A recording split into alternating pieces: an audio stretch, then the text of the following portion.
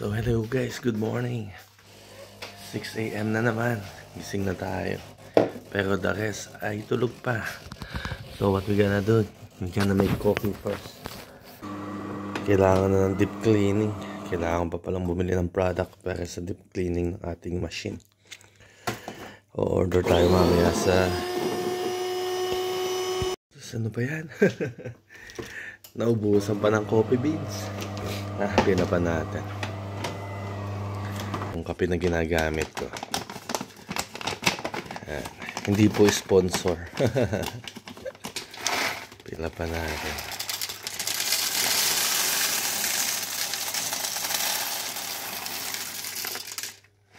Pwede na yan.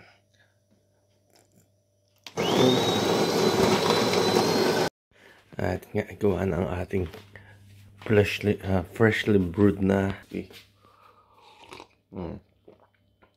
Ito pala yung aming tasa na nabili ko sa Spain. Yan. Barcelona. So actually, katulad sabi ko nga dun sa aking sa aking YouTube content last time na nakapagpabook na uli kami sa Lloret de Mar sa Costa Brava, malapit lang sa Barcelona yon. So, after 12 years, nakakabalik na uli ako sa Spain para magbakasyon. So, ano bang gagawin natin? So, early in the morning, ang routine natin ay unang-unang gagawin natin ay pakainin ng ating aso.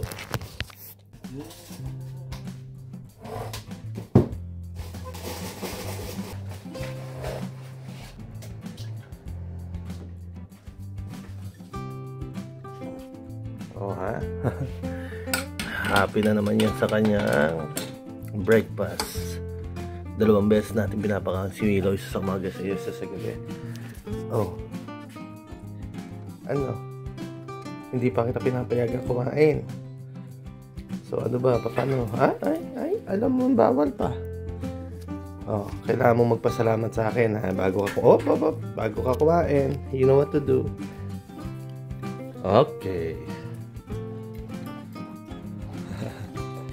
Yan, kakain na yan. So, daily routine natin tuwing umaga ay maya-maya ilalakad natin si Willow bago gumising ang mga chikiting pato. Tapos, a little bit obedience training para masarap ang mag-alagaan yung aso natin. So, yan lang natin siyang matapos kumain. Tapos, obedience training tayo bago tayo maglakad.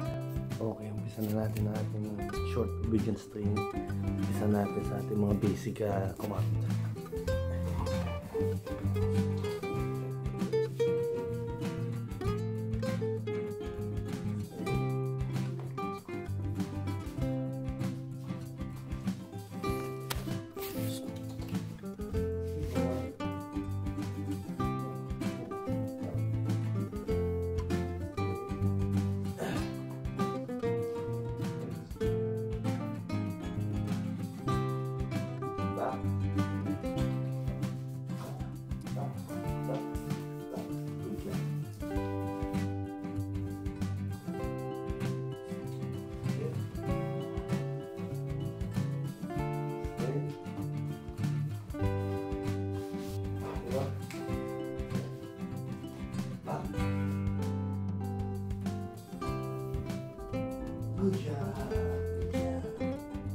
Right, maikli lang obedience training niya. So, mga na-perfect na niya yun. So, mamaya mag-walking na tayo, mag-bihis lang ako. So, that's Willow. Ang basic training na naituro ko na sa kanya. Dito na nga tayo sa labas. Nilalakad na natin si Doggy Dog. Maaga nang sumisikat ang araw, 6:45. At nagtatakip siling na. Ayun, nakikita na natin yung sikat ng araw dun sa dulo.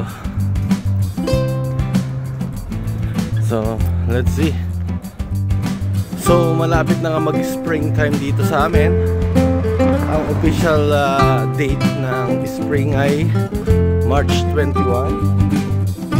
At ibig sabihin nun, malapit na din magpalipali ang oras para mag-summertime. So, dito nga sa Belgium, nagpapalit ng oras tuwing winter at summer. So, pag winter time, 7 hours ang pagitan namin sa Pilipinas. Pag summer time naman, 6 hours. So it's all about daylight saving time daw. Kasi pag summer time, mas mahaba ang daytime. So ibig sabihin nun, kasi mas mahaba sa summers, mas mahaba ang daytime kesa sa nighttime. So pag summer time, around 4 o'clock, sumisikat na ang araw, and magsa-sunset siya ng around 10 o'clock, 9 o'clock. And then minsan sa longest day, yun ay pumapalo ng June, umaabot hanggang 11 o'clock, may sunshine pa. Tapos pag winter time naman, sisikat ang araw ng mga 10 AM. Tapos bababa ng around 4, 5 o'clock. So napaka-ikli ng daytime. So I think because of that, kaya mayroong magpapalit ng oras between summer and winter. So sa winter time, napapalit na yung oras. So ibig sabihin na mas late kang lalabas ng bahay or mas late kang mag-start mag-work. And sa summertime naman, mas maaga ka mag-start ng work kasi maliwanag na. So anyway, hindi naman talaga may mix ng difference sa mga working people tulad natin, is because 8 hours work is 8 hours work. Hindi ibig sabihin late ka nag-umpisa, maaga kang uuwi. So it doesn't really make a difference na sa mga working people. Siguro sa mga bata, sa mga estudyante, it's better kasi may mga time na hindi nila kailangan gumising ng maaga, or kahit maaga sila mag-uumpisa, maliwanag na. So yung pagpapalit ng oras, it's mostly happen na lagi nang nag-change between Saturday and Sunday. So normally yung Sunday morning time around 2 o'clock and 3 o'clock, dyan nagpapalit yung oras. So pag winter time, yung 2 o'clock nawawala. So example, imagine 1:59 na ng umaga, tapos magiging 3 AM na kaagad yun. So yun yung changing time ng winter time. Tapos by burst na naman sa summer, yung 3 o'clock English na magiging 4 o'clock, babalik sa 3 o'clock. So ganon. Well, tulad nga na sinasabi ko, malapit ang springtime. Actually, that's my favorite time of the year, kasi it means magiging green na uli ang paligid, magbubulaklak na uli ang mga halaman, magkakadahon na uli ang mga puno. So yung winter time na naglagas ang mga puno, walang gray na gray ang paligid, basa, malamig, tapos nakakasawa na talaga yung patong-patong ang suot, ang bigat ng suot. Pagpasok ng springtime talaga naman, well, even though na medyo malamig pa din, it's nice na kasi pwedeng naka-sweater ka na lang, or may mga day na pwedeng mag-short at t-shirt ka na lang. And also dyan na din yung mga time na pwede mo nang pagandahin yung garden mo, at mas makakapaglaro na ang mga bata sa labas. So outdoors activities, it starts on the springtime. So talagang looking forward na mga anak ko sa springtime, kasi mailalagay na din namin yung swimming pool. Even though na malamig pa din, pwede naman namin lagyan ng hot water yung swimming pool, or gamitan namin ng water heater. So pag mga pumalo na ng mga 20 degrees, 26 degrees, pwede na din sila maglangoy-langoy.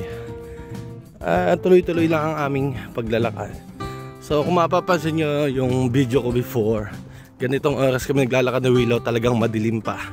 Ngayon, ayan, medyo maliwanag na ang langit, mag-alas 7 pa lang ng umaga. Ito na yung good sign talaga na malapit na talaga magbago ang panahon. At nakabalik na nga kami dito sa bahay ni Willow. What did you forget? Door? Willow, you forget to close the door. Door? Willow? Door? Willow? What you gonna do? Door? Good job. Alright. So, dumating akong bahay, wala pa din tao. Tulog pa din sila. Magluluto na tayo ng breakfast. Para bago ako umalis na papuntang trabaho ay may agahan na ang aking family. Alright, breakfast time na kami. Egg, hotdog, and talong. Okay guys, salamat po. Hope you like this video. Please hit that like button and subscribe. See you guys later.